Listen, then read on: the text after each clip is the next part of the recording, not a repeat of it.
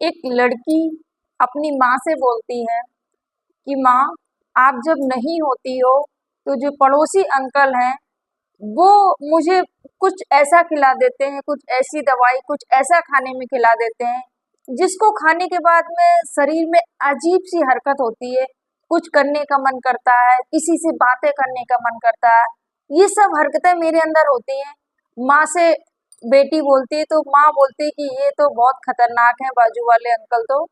और माँ उतना ध्यान नहीं देती है क्योंकि माँ को था कि एक तो जो पति थे वो भी घर पे नहीं रहते थे, ये माँ और बेटी अकेले ही घर पे रहते थे।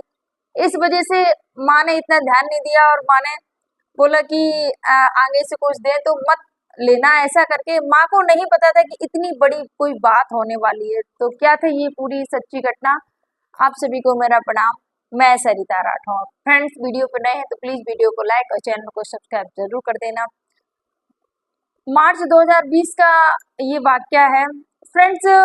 मुंबई महाराष्ट्र की ये सच्ची घटना है जहां पर एक कैदी जज 29 अप्रैल 2024 को जज साहब से कैदी बोलता है कि साहब 3 साल हो गए हैं मुझे जेल में, अब तो मुझे छुट्टी दे दो, थोड़े दिनों के लिए घर जाने दो। लेकिन जब जज साहब ने देखा, उसकी जो 27 पेज की पूरी कहानी होती है, जब जज साहब ने देखी तो बोली तुम क्या, जज साहब ने बोला तो क्या करोगे जाके घर पर, इतनी छोटी सी बच्ची के साथ में तुमने ऐसा किया, उसके साथ इतना गलत किया है, तुम कभी जेल से बाहर नहीं निकल पाओगे, अभी तुम्हें यहाँ पर ही जिंदगी काटनी होगी जेल में ही। तुम्हारी पत्नी को तो रिहा कर दिया गया है क्योंकि पत्नी भी इसमें शामिल थी, पत्नी को छोड़ दिया गया, पर तुम यहाँ से कभी नहीं निकल पाओगे, ये जज साहब ने कहा। तो क्या थी ये स्टोरी पूरी 27 पेज की। चलते हैं फ्रेंड, आपको सुनाते हैं। जैसे कि मैंने बताया, महाराष्ट्र मुंबई की ये घटना है। कक्षा 4 में पढ़ने वाली एक बेटी क्लास में पढ़ती है, 4 क्लास में जाती है और उम्र महज उसकी उम्र 8 वर्ष होती है। सोचिए, 8 वर्ष की बच्ची जो कि स्कूल जाती है, क्लास 4 में पढ़ती है। उसके जो पिता होते हैं वो दुबई में रहते हैं, दुबई में अपना काम करते हैं और यहाँ पर बच्ची और माँ दोनों लोग ही रहा करते थे। पड़ोसी जो अंकल होते हैं, सोचिए जिनको अंकल बोला करती थी वो बेटी, उन्होंने क्या किया फ्रेंड्स। यहाँ पर पड़ोसी अंकल जब भी माँ घर पे नहीं रहती तो पड़ोसी अंकल उस 8 साल की बच्ची को कुछ ना कुछ ऐसा खाने में दे देते, कुछ भी उसको खिलाते और उसके साथ में गलत करते। 1-2 घंटे उस 8 साल की मासूम बच्ची के साथ में, उसके साथ में गलत काम करते और उसको धमकी भी दे देते, अगर तुमने अपनी माँ से बताया तो अच्छी बात नहीं है। ये सब धीरे धीरे ये सिलसिला चलता रहा। लड़की भी डरी हुई थी, लड़की माँ से बोल नहीं पाई। एक बार लड़की ने इशारों में बताया माँ को, पूरी बात वो भी नहीं बताई। लड़की ने नहीं बताया कि ऐसे ऐसे मुझे गोलियां दे देते हैं या मेरे साथ कुछ ऐसी हरकतें करते हैं। बस लड़की ने बोला कि माँ, ये जो बाजू वाले अंकल हैं मुझे खाने में कुछ ऐसा दे देते हैं जिससे मुझे लगता है कि अजीब सी हरकतें होती हैं मेरे शरीर में, और फिर लगता है किसी से बातें की जाए, ये सब चीजें मेरे शरीर में होती है। तो यहाँ पर माँ इतना ध्यान नहीं देती है और माँ बोलती है कि ये बाजू वाले तो बहुत खतरनाक पड़ोसी हैं, ये अच्छे इंसान नहीं, ऐसे करके माँ बात को टाल देती है। माँ इतना ध्यान नहीं देती है बच्ची को, बच्ची के मन को जानने की कोशिश नहीं करती है, आखिर क्या चल रहा है, क्या हो रहा है बच्ची के साथ में। धीरे धीरे समय व्यतीत होता है और आए दिन बच्ची के साथ में गलत होता रहता है।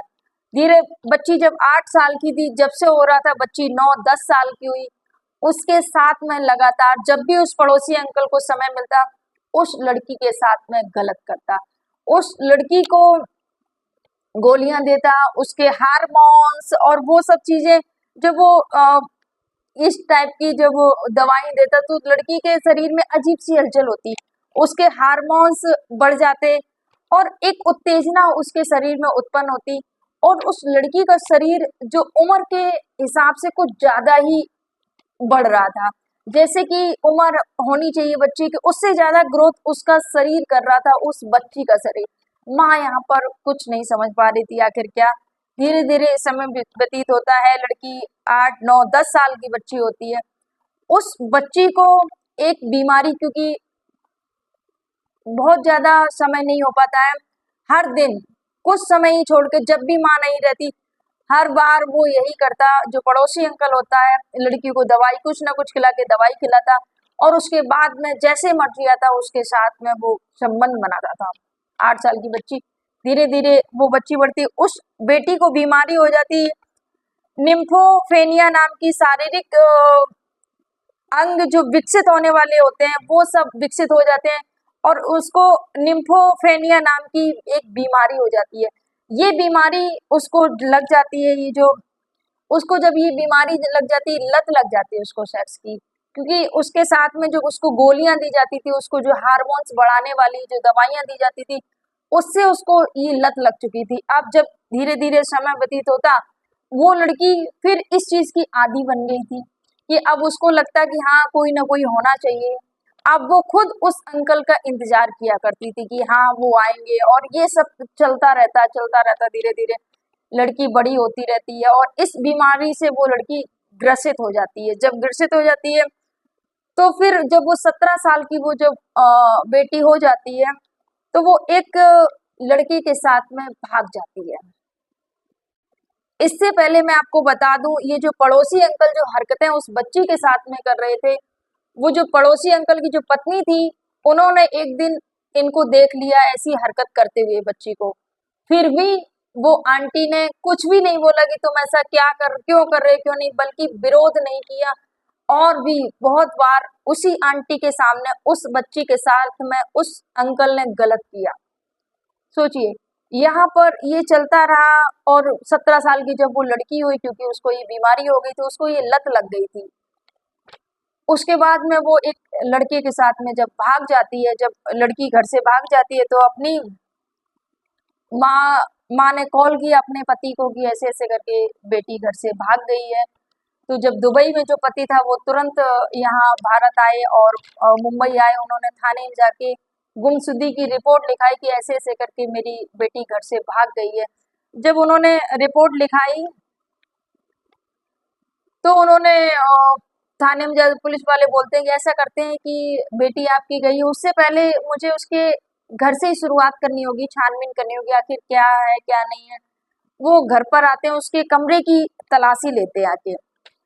जब कमरे की तलाशी लेते हैं, लड़की ने मार्च 2020 में अपनी एक बार माँ से बोला था कि ऐसे ऐसे करके पड़ोसी अंकल मुझे दवाइयां देते, लेकिन माँ ने इतना ध्यान नहीं दिया।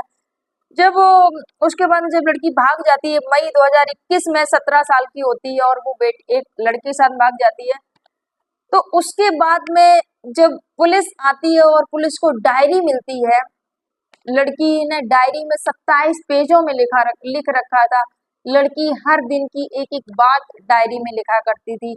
लड़की ने लिखा, जब वो कक्षा 4 में पढ़ती थी, तब से उसने लिखा कि 4th क्लास से मेरे जो पड़ोसी अंकल हैं मेरा शोषण कर रहे हैं, मेरे साथ में गलत कर रहे हैं, मुझे दवाइयाँ खिलाते थे, मुझे उत्तेजित किया करते थे, मुझे मेरे शरीर में अजीब सी हरकतें हुआ करती थी।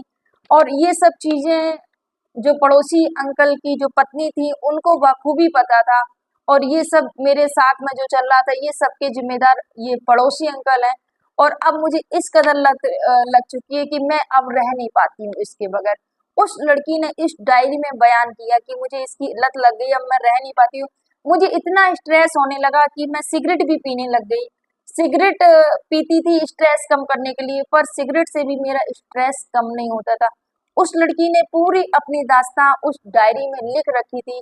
उसके साथ में जैसा जैसा भी वो पड़ोसी अंकल ने किया था, उस बच्ची ने पूरी उसमें बयां कर रखा था, उस डायरी में लिख रखा था कि ऐसे ऐसे करके हर दिन पड़ोसी अंकल मेरे साथ में ऐसा ऐसा कृत्य किया करते थे।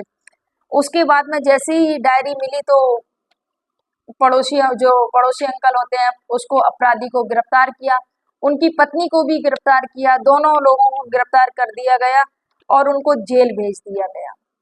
जेल भेजने के बाद में और फिर मुंबई हाईकोर्ट में उनकी याचिका दी गई, क्योंकि पत्नी ने याचिका दी मुंबई हाईकोर्ट में कि मेरा कोई अपराध नहीं है, अपराध मेरे पति ने किया है, मेरा कोई कसूर नहीं है। तो पत्नी को तो जमानत मिल जाती है कुछ दिनों बाद, लेकिन पति को वहां जमानत नहीं मिलती है।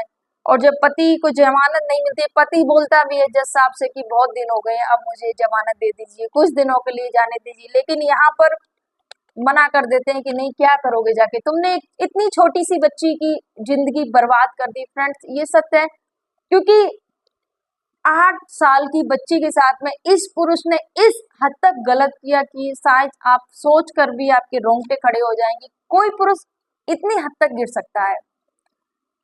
उसके बाद में लड़की को बरामद कर लिया गया, वो लड़की बरामद किया, उसका चेकअप किया तो सच में पाया गया उस लड़की के साथ में बहुत ही गलत हुआ है। और फ्रेंड्स, जो हार्मोन्स बढ़ाने वाली जो दवाइयां खिलाता था पड़ोसी, उसके कारण ये सब उस लड़की के साथ में गलत हुआ। यहाँ पर ये जो स्टोरी सुनाने का उद्देश्य किसी को आहत करना नहीं था, किसी को परेशान करना नहीं था, किसी को दुख पहुंचाना नहीं था, बस आपको जागरूक करना था। फ्रेंड्स, यहाँ पर जो बेटी की माँ थी, जैसे कि उसने बताया मार्च 2020 में कि माँ, मेरे साथ में पड़ोसी अंकल ऐसे ऐसे चीजें, मतलब मुझे कुछ खिलाते हैं, मुझे अजीब सा लगता है। यहाँ पर अगर माँ ने अपनी बेटी के मन को पढ़ने की कोशिश की होती, अगर उसको जानने की कोशिश की होती, तो शायद इन सब से वो बच सकती थी और पुलिस में जाके कंप्लेन भी कर सकती थी। लेकिन यहाँ पर माँ को लगा कि माँ ने इतना ध्यान नहीं दिया, माँ ने लगा नॉर्मल छोटी मोटी ऐसी कोई बड़ी बात नहीं है। और माँ को एक डर भी था, क्योंकि पति बाहर रहते थे, माँ और बेटी दोनों अकेली रहती थी, तो इस वजह से एक मासूम बच्ची ने इतना ज्यादा झेलना पड़ा, उसको इतना ज्यादा सहना पड़ा। मासूम बच्ची का जो बचपना ही छिन गया, जैसे कि एक गलत व्यक्ति के कारण एक ऐसे व्यक्ति ने उसका बचपना छीन लिया। और वो व्यक्ति अब बाहर आने की जज साहब से गुजारिश करता है कि मुझे बाहर आना है। जज साहब ने स्पष्ट मना कर दिया, क्यों जाना है बाहर, और किसी की जिंदगी बर्बाद करनी है क्या जाके आपको। फ्रेंड्स, यहाँ पर मैं सारे पेरेंट्स को, सारे माता पिता को बस यही कहना चाहूंगी, अपने बच्चों के साथ में मित्रता का व्यवहार रखें। आपकी बेटी हो या बेटा हो, वो किसके साथ में रह रहे हैं, उनकी संगत कैसी है, वो क्या खा रहे हैं, वो क्या कर रहे हैं, हर एक बात माता पिता को जानना बहुत जरूरी है। क्योंकि किसके मन में क्या चल रहा है, कौन कैसा है, नहीं पता है आपको, आपके बच्चों का कौन शोषण कर रहा है, नहीं पता है। तो अगर आप अपने बच्चों को क्लोज रहेंगे, आप उनसे दोस्ती जैसा व्यवहार करेंगे, तो आपके बच्चे आपको हर बात बताना चाहेंगे। उनको लगेगा कि मेरे mummy papa best mummy papa हैं, और आपसे डर वाला भाव नहीं रहेगा उनके अंदर कि डरना है जो बात है। तो हमें अपने बच्चों से हमेशा मित्रता का व्यवहार रखना चाहिए और उनसे हर बात को शेयर पूछते रहना चाहिए, बेटा कैसा क्या चल रहा है क्या नहीं, ताकि वो अपने मन की जो बात है वो अच्छे से कर सके। तो ये स्टोरी सुनाने का उद्देश्य बस यही था, आपको जागरूक करना और मेरी बहनों को भी जागरूक करना। अपनी बच्चियों से हर एक बात को शेयर करिए, हर एक बात उनसे पूछिए, उनको जागरूक बनाइए, उनको सशक्त बनाइए, ताकि उनका कोई भी ऐसे शोषण ना कर सके।